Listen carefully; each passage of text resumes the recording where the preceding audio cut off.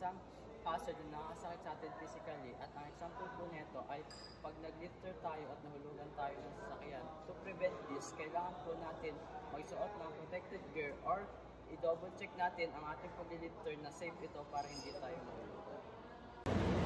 This is one of hazard, which is chemical hazard. Yung epekto nito, explosive, and yung sa effect niya sa katawan ng tao.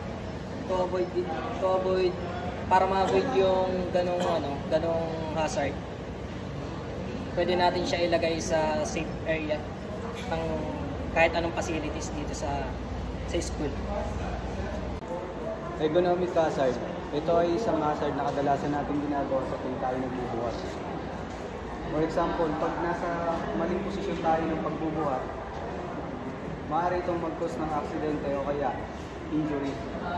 Para maiwasan natin, huwag na lang natin ipilit kung hindi kaya o kaya ugaliin natin magpatulong sa kasama. Safety hazard. Safety first, make it a habit first. Kung sakaling gumagawa ko dito sa sasakyan and then nakabukas na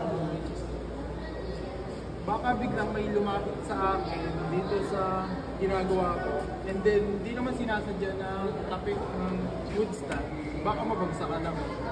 At ang dapat ko nang gagawin, hindi na lang muna ako magpapalapit habang gumagawa ko dito.